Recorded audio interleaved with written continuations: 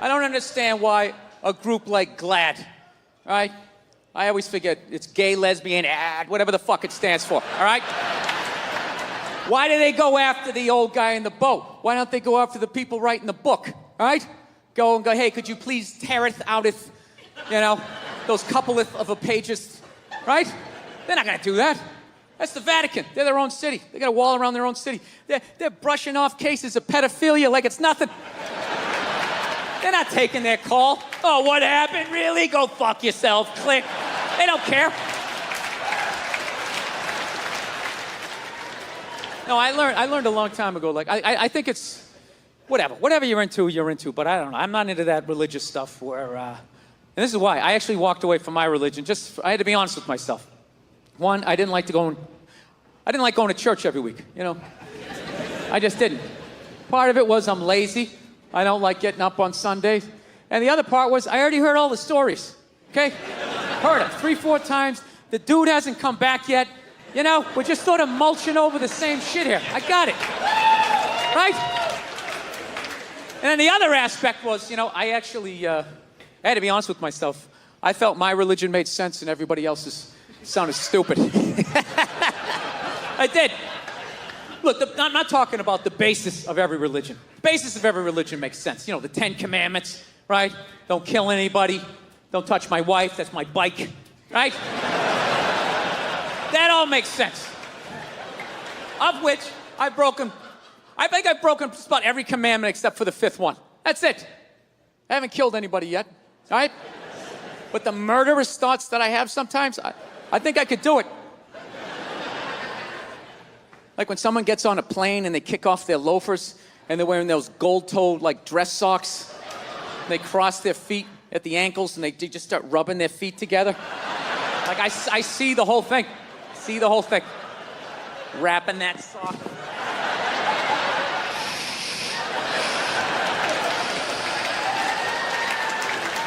All right? See the whole thing. So we'll see. Still early on, right? But just the stories of how we got here and where we're going and what happens after we die. Everybody else's religion sounded stupid, Like I live out in Los Angeles, there's a bunch of Scientologists out there. And the first time I heard the story of Scientology, I was like, that is the dumbest shit I have ever heard in my life. Yeah. Like, your guy's name is Ron. Ron. And he wasn't alive thousands of years ago, so you can hide a lot of it in the mystery. This guy was alive like 45, 50 years ago. He had a driver's license, social security number. There's like footage of him stubbing his toe. Motherfucker, right? And I don't know what happened. He was working at Denny's. He got sick of it. He's like, I'll start a religion. Hey, everybody, there's a spaceship coming back. Everybody's getting sneakers. This is Tom Cruise. We're going to try to make you clear. Right? Now, look, I'm paraphrasing. To be fair to the Scientologists, I am paraphrasing. But that's essentially what they believe in.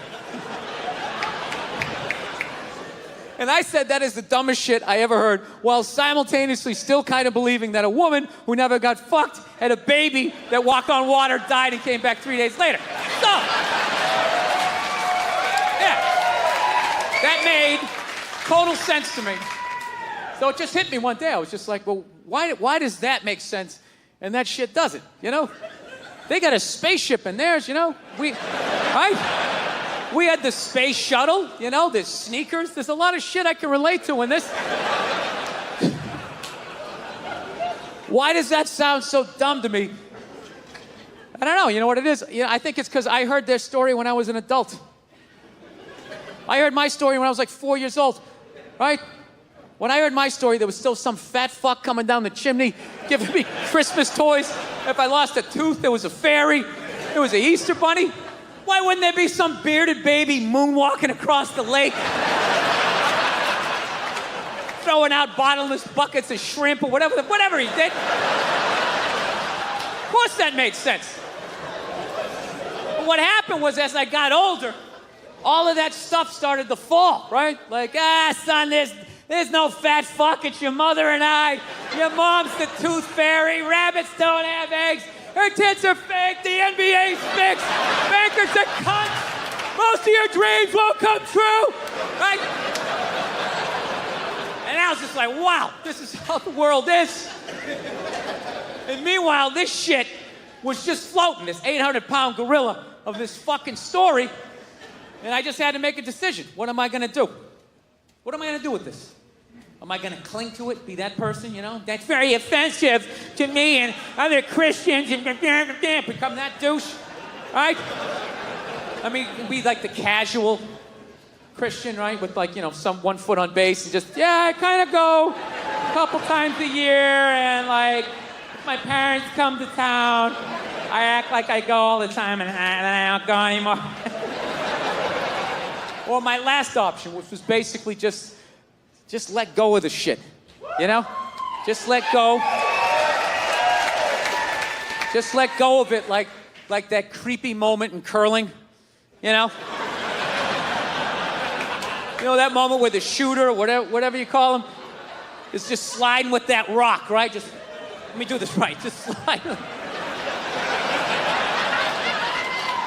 And you think he's along for the ride, the two of them, they're a team, and all of a sudden, out of nowhere, he just goes fucking. And that rock just keeps going, and this dude just stops. That's what I did with my religion. I just let go of it. I didn't read a riot act to anybody. I just let go of it. And on the third day, he rose again in fulfillment of I just floated away. So now it's like I'm in this weird place where I'm not in any religion right now. Unrestricted free agent, you know? I'd like to believe in something, so I've been going around asking people what this shit is, and I haven't been able to find anything. I'm trying to be open-minded. I was doing a gig in Helsinki, and over there, they're like Lutheran. And what they believe when you die, you're dead. And that's it. Dead. Like a pigeon, just laying there. Over. Blew my mind. I'm like, really? You're just dead like this? You don't... Like my religion was, you know, you die and then you go up to get judged, right? God pops in the DVD of your life. Like, oh, I don't know about this right here. Mind explaining yourself? This might be the most arrogant thing I say all night, but I actually resent the fact that I'm gonna get judged someday. Like, if that's true, that somebody's gonna judge me, that doesn't even make any sense. It's like, dude, you made me, so this is your fuck up, all right? Let's not try to turn this around on me, you know? Jesus Christ,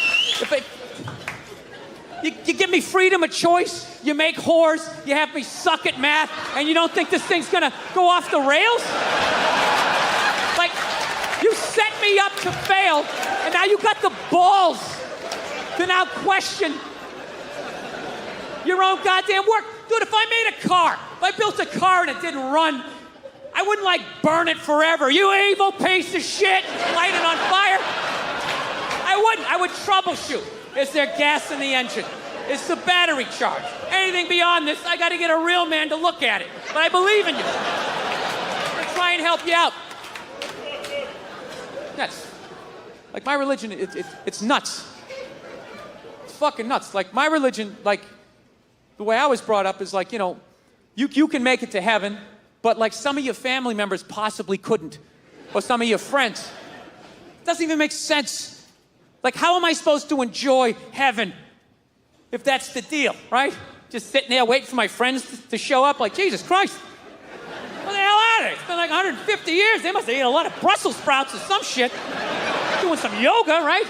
And then one day it just settles in that they didn't make it. And then what? I'm still gonna enjoy heaven, right?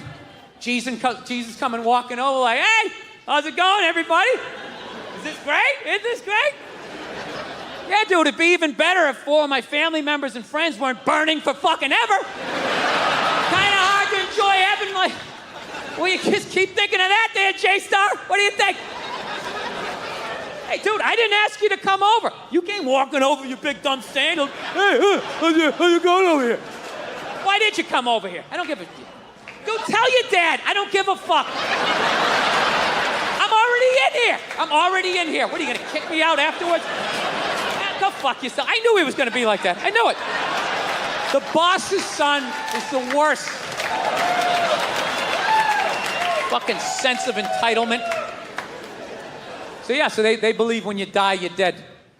And I was like, well, so you're just dead. Like, how do you wrap your head around not existing? I couldn't get my head around it. He goes, well, you know, like before when you were born, do you remember that? And I was like, no. And the guy's like, it's just like that. I'm like, not only does that make sense, that is absolutely terrifying. Dude, I gotta be honest, I hate how scared I'm getting as I get older. I'm developing all these new fears. Like, I have a fear of flying now. I never had a fear of it. It's not straight across the board flying. I don't like small planes all of a sudden. I just don't like them. It has nothing to do with the plane. I believe in the planes, okay? I just don't believe in the pilots. Because you know why? I don't think the airline does either. Which is why that dude is flying that little plane. The airline was basically like, all right, we'll give you like 28 people. See how you do, you know? You fly them out, you land, you bring another 28 back. We'll let you do this for a while. You do this for a while, we don't get any complaints. No up and down, no, none of that shit. We'll move you up to 35 people, and then one day you'll be in a jet, and woo, we're going a little faster, right?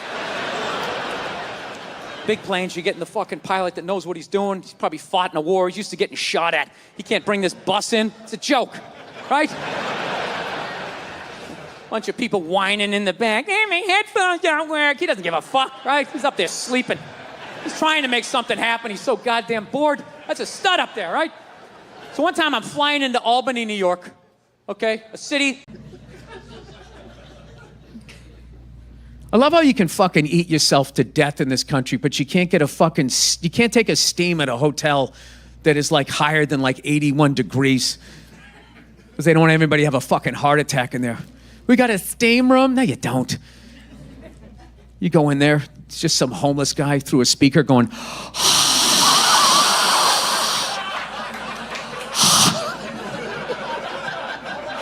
You go to any other country, you take your steam, you come out, you feel 10 years younger. America, you just feel like humidity. Like you went to New Orleans in July and you just walk out. Like, that was not enjoyable. They had a little spray bottle up there that's, not Incubus, that's a band. What's that shit that you put it? Eucalyptus. And now you understand my high school transcript. That's how it all just jumbles together. Incubus, eucalyptus, there's I's and U's, it's all confusing. Just flunk me. I'll go to summer school with the fucking class clowns. Anyway, it says, so then at least they got eucalyptus, and I go up there, and I'm like, and it's like empty, just sitting there. I don't know. Here's one for you. You think the 4 seasons with global warming is going to have to change it to 2 seasons?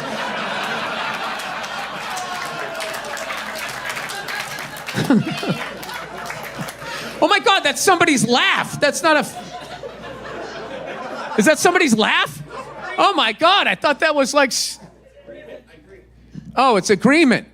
Oh, all right. Well, okay. All right, I didn't know. Okay, I learned something. I guess I don't have to do Duolingo today. Does that count as a lesson? All right. Where is that from?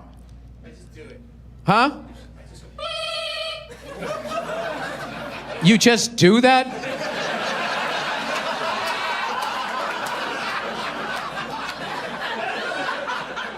Until what? Somebody asks what it is?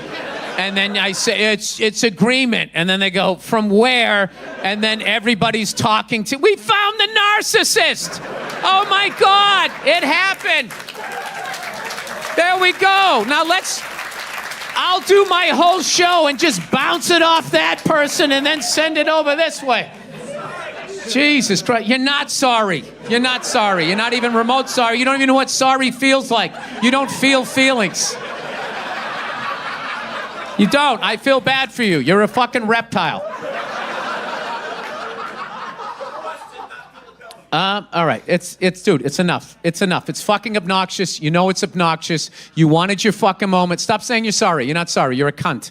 You're a cunt.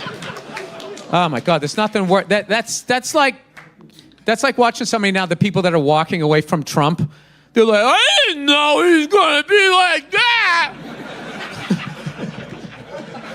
I respect hardcore Trumpers. Just stay away. All right, that's your guy, I get it. But don't fucking midstream. He was already there 4 years. You saw how it ended. That fucking food court gone wild on January 6th, whatever the fuck that was. People died. Like, he didn't shake hands when he lost. He's like the Detroit Pistons of fucking presidents. Couple of old guys get that one. All right. I mean, I knew I can't believe he didn't do what he said he was going to do. He has done that his whole life. His whole life. I've been working his casinos for fucking 30 years. They're always going out of business, and everybody's fucking mad at him. This is not an indictment on conservatism or Republicans. There's nothing fucking wrong with it. This fucking guy. That's all I'm saying. No, I know. It's weird. It's weird. They politicized pedophilia. You would think that that would be something everybody could get on board with. Like, yeah, you know what? I can get behind not fucking children. Probably not the way I should have said it, but you know, that's what I'm saying. I feel that I can reach across the aisle once again. Not the way to say it.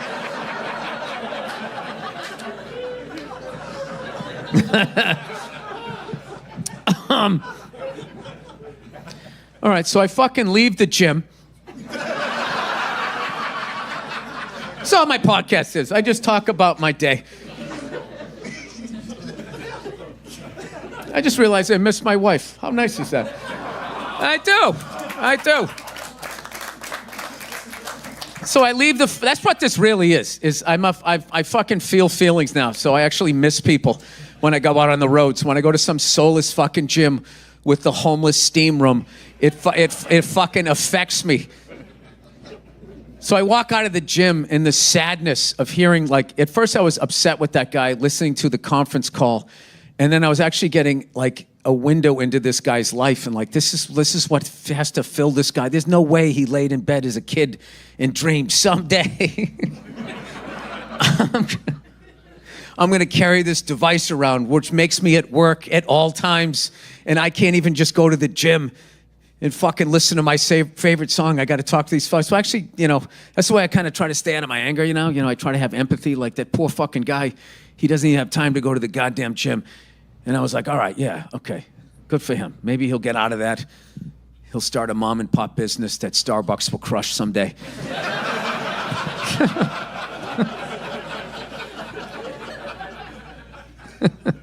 And people will care, and there'll be a startup, and he can, make $3,500 to live the rest of his life on. So I go to walk out of the gym, and I swear to God, I walk out of the gym, and there was a woman standing there in workout clothes. I swear to God, she had a fucking smartphone with like the ear thing, but it was wired to the phone, because we now know that it gives you brain cancer, which they always knew, but there's no reason to prosecute that either. Right? We can just let that go, right? She's got that, and she was holding a laptop.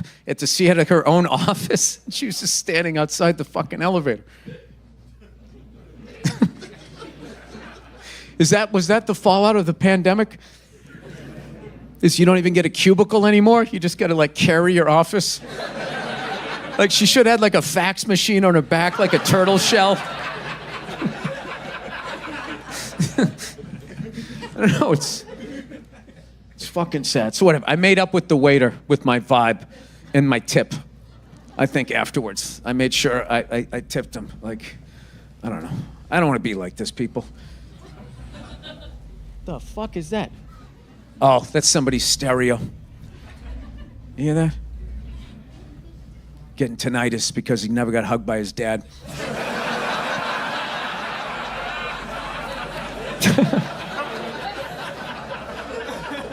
A tale as old as time.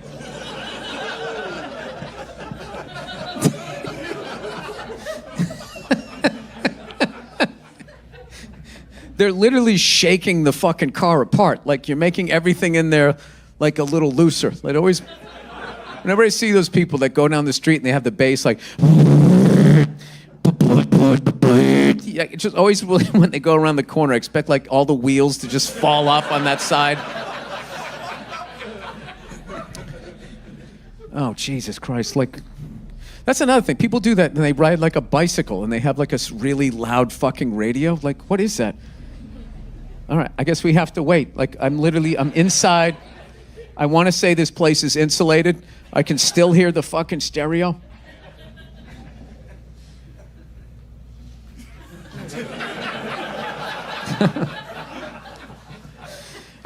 Back in my day, the stereo wasn't that loud. You had a cassette tape, and if you liked the song, you had to wait for it to come around again. No, that was the 8-track. The 8-track, you had to wait for it to come back around again. It was fucking torture. And then the cassette tape came out, and that was great. Then you kept rewinding it, but then you would fuck it up, and then you had to buy it again. And then they came out with the CD. And the CD they came out with, which was an absolute piece of shit, and it came out, it was like $17.99, which was fucking, I swear to God, like a third a week's pay for you. And they were so expensive when they came out. They were in like these giant, like the CD was this big and the case was down here. So if you stuck it down your pants, you'd have to walk out and everybody knew, he's stealing Hall & Oates. He's stealing Hall & Oates, right? And these cunts in the record industry, these lying fucking cunts, they said the reason why it was so expensive is because unlike all the other generations, records and tapes and 8-tracks, this thing would never, it would sound brand new the entire fucking time. And of course it didn't. They were fucking lying again. I swear to God, the amount of lying and stealing that is done on the, what would you call it? The legal side of stealing business, you know? Like, they always love to point at other races of people that they've oppressed and talk about their stealing and all of that while they, you know, they justify. Anytime, this is for all you youngsters out there, anytime you're in a business meeting and you ask a question and they can't justify it and they say like, well, that's the standard deal. That means they're fucking you in the ass. Or if they say, well, you know, that's how business is done. It's like, oh yeah, is that how it's done for you? Is that how it works for you? After you succeed, you then offered less money the next time you come to fucking work? I don't think that's how it works. Judging by your car, you know? When I picture Jesus coming back,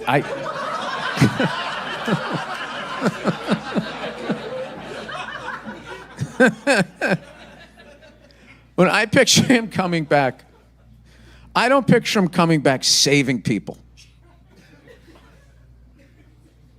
Like, I don't need him to save me. Like, I don't want to be like, I don't want to be in a group, you know? Like, I don't want to go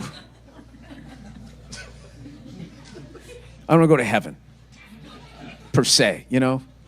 Like, if that whole grip of women that were on that bicycle going, jealousy, what's my fuck? If they make it too, and I'm going to have to hold my temper for eternity as they're singing that song. You know what it was that I think that really irritated me was just the freedom of it. Like how not concerned they were about just getting the living shit beat out of them. Like just as a man, if I did that, jealousy, if I was on a bike with a bunch of guys and just whooping it up like fucking, you know, white moms, like there's different rules for everybody. So maybe it was envy. I know it's me. I know it's not them. They were just singing a song on a bicycle built for 9, right? So anyway, I feel like when Jesus comes back, first of all, I love that people think that he's going to come back you know, and he's still not upset about what happened the last time.